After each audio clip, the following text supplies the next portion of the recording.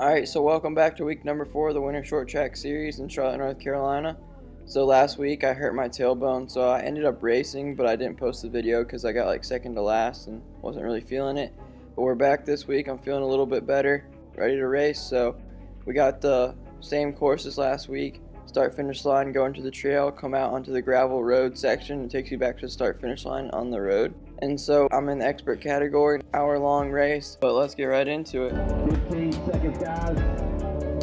Guys, ready, go!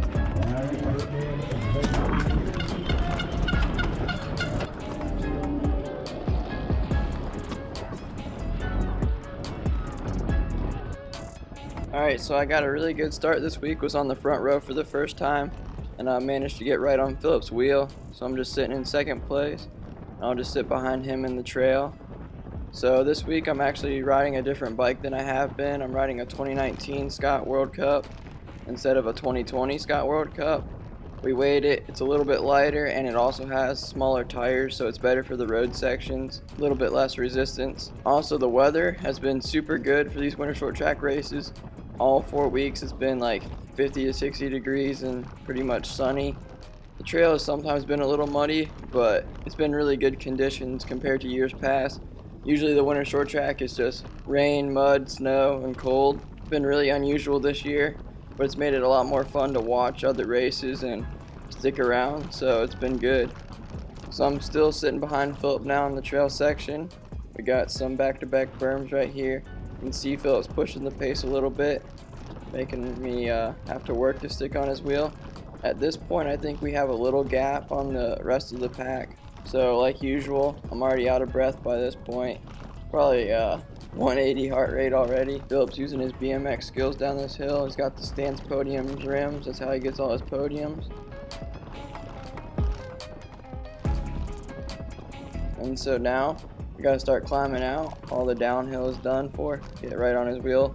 Get the draft. Free sponsorship for NC Velo.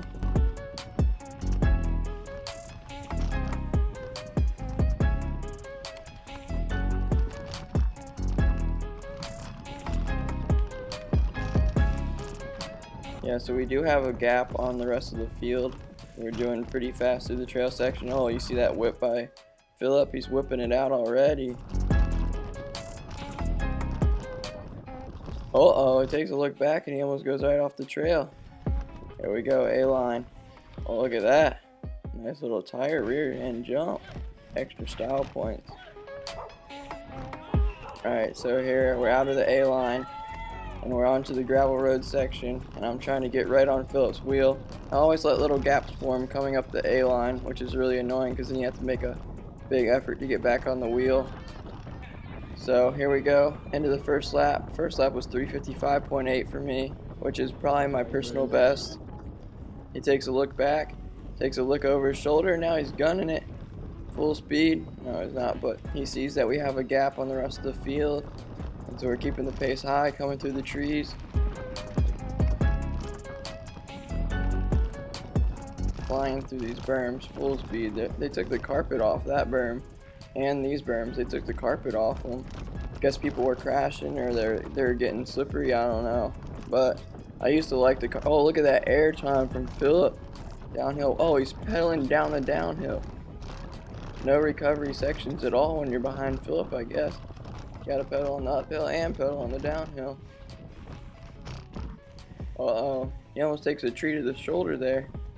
Oh, he almost hits another tree. Right through the A-line. Nice and clean. I need to get right on his wheel before a gap opens up. Trying to chase him down. Sit in, get a draft. Oh, he takes a look back. He's trying to analyze the situation. Calculate his wattage. Oh, he's taking so many looks back. He's like, I thought this kid got second to last. What is he doing?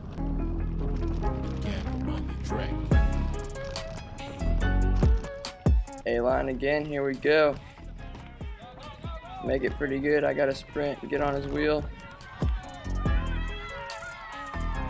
So we're into the third lap. Still me and Philip, but here comes a Roval rim. I don't know who that is. Oh, it's Bobby Bryson.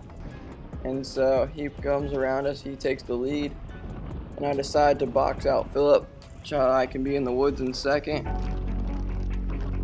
this ends up backfiring because I go up the A-line, give him a nice little tire tap, fall off.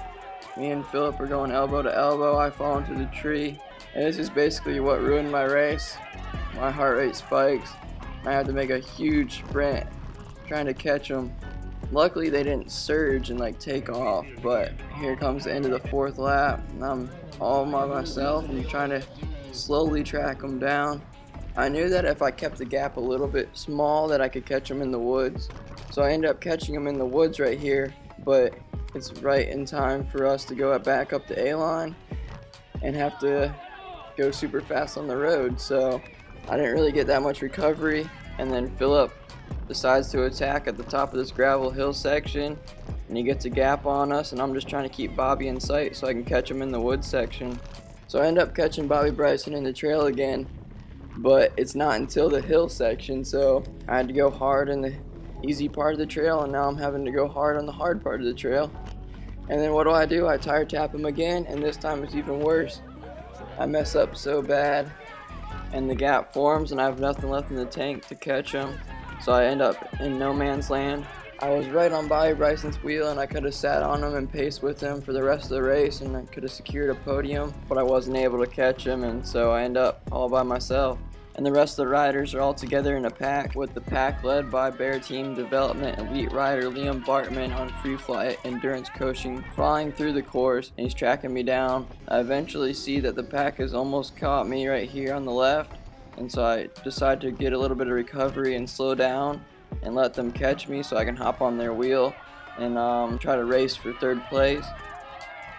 So I take a look over my shoulder, and I see they're catching me pretty fast. So when they decide to pass me, they make a huge attack on me, and it blows up the field a little bit, and now I'm trying to get on the wheel. And then we got some serious tire tap action right there. End up passing Mike King, and so now I'm like sitting 6th place. Still right in the fight for podium. Alright, so they all take the B-line, which was super weird to me. So I was like, alright, free ride to the front. And of course, what do? I mess up on the A-line. Mike King comes around me on the wooden section of the A-line, and then they all just take off. I'm running it up the hill. I get clipped in eventually, and then they're gone. I'm super dead.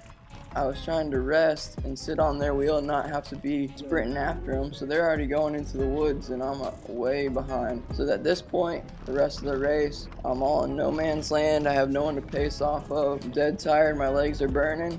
So I went out super hard, and I was in such a great position. The race was going so good, and then it all fell apart.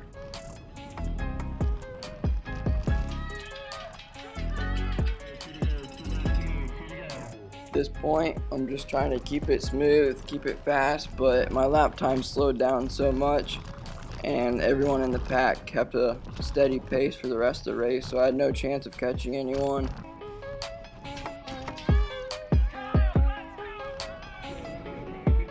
One lap to go, taking the B-line the rest of the way because I've had enough of the A-line.